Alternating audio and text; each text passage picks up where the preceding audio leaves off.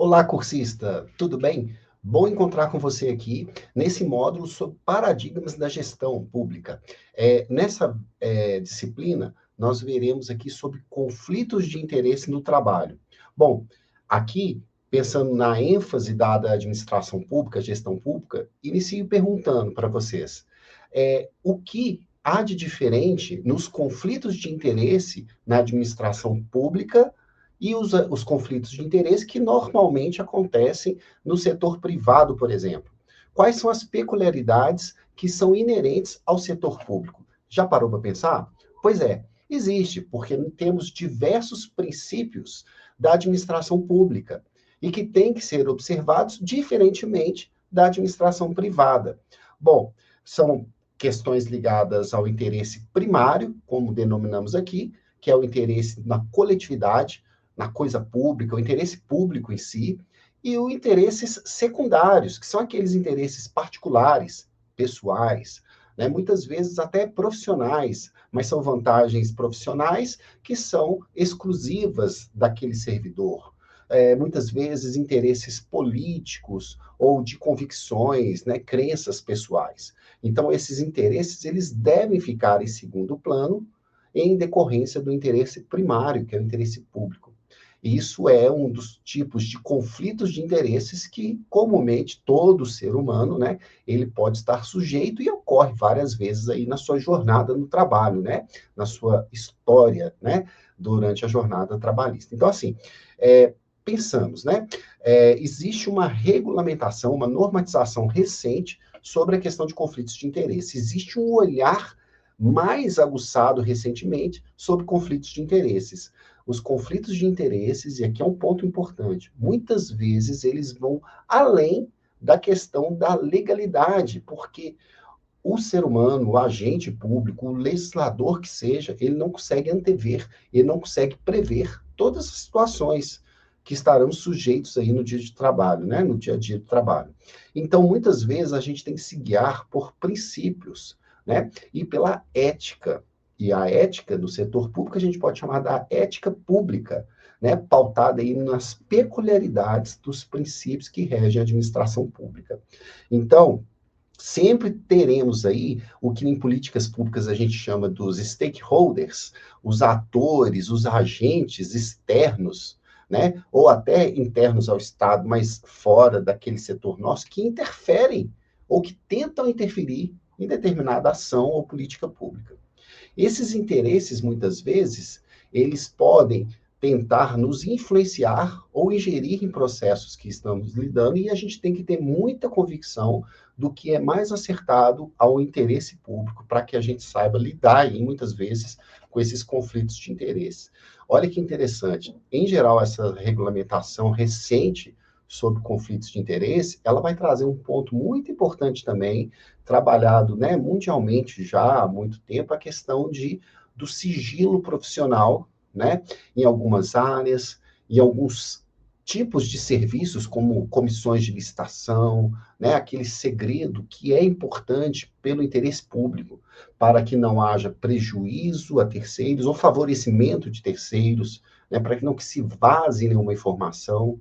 Muitas vezes, um período até que aquele agente público, mesmo após ser desligado do serviço público, ele preserve um sigilo, uma espécie de sigilo, uma espécie de controle da sua informação obtida ali naquele momento de privilégio, de acesso às informações do órgão público, para que não favoreça terceiros, para que não cause, então, um desvio aí, né, da finalidade daquela informação.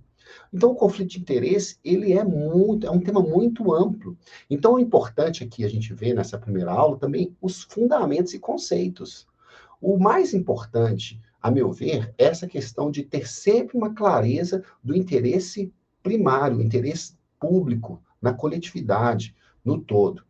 Tanto que um princípio, que é uma pedra angular do direito administrativo, é que o interesse público deve prevalecer, né, deve ter supremacia sobre o interesse privado. Então, a gente tem que ter essa força para superar, né, essas tentações, né, pessoais, interesses secundários que surgem eventualmente no nosso dia a dia. Bom, falei das normas, né? Em 2013, né? Teve a Lei Federal 12.813, que cuida, define, traz aí uma espécie de marco regulatório aí dos conflitos de interesse na administração pública federal. No âmbito estadual, a gente já tem, por sua vez, de 2022, super recente, o decreto 48.417, né? 2022, também trazendo aí alguns cuidados, algumas orientações sobre conflito de interesse.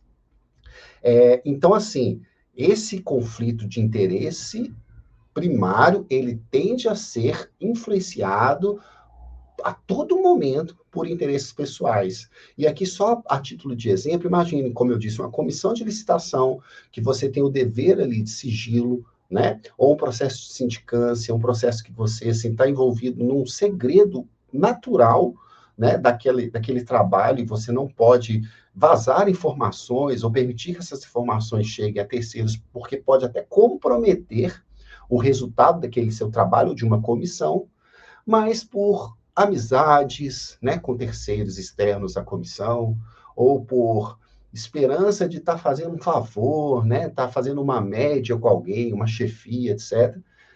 Isso seria uma influência do interesse particular, pessoal, de parecer o bacana, o legal, e comprometer o quê? O interesse principal, que é o sigilo, que é a proteção daquele processo que você está submetido.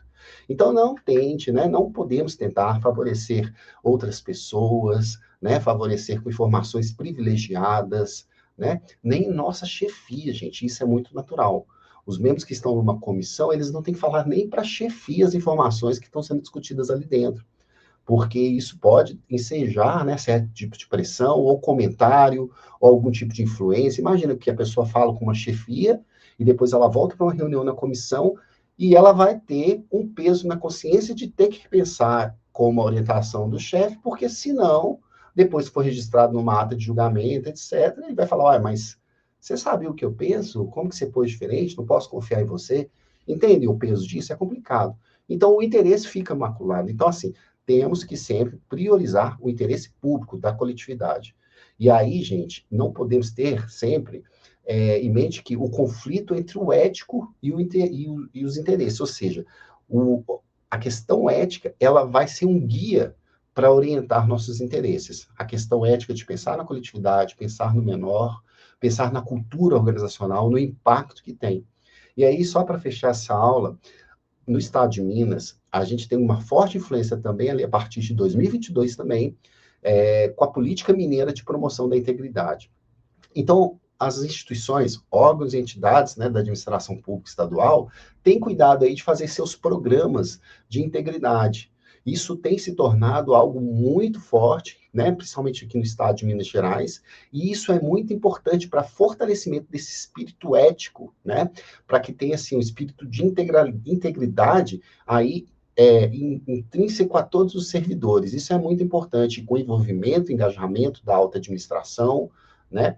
Então, isso é muito importante para prevenir desvios de condutas, fraudes e outros tipos de condutas aí que não são aceitáveis na administração pública. Ok? Bom, aí, nesse sentido, termina aqui com uma reflexão. Você já reparou como que essa discussão sobre integridade e os valores, eles têm ficado cada vez mais constantes na administração pública? Pois é, não é à toa. Fique com a gente, a próxima aula dessa disciplina, e tenho certeza que esse curso terá, assim, grande impacto aí na sua atuação. Grande satisfação, mais uma vez, tê-lo aqui, né? E até a próxima aula.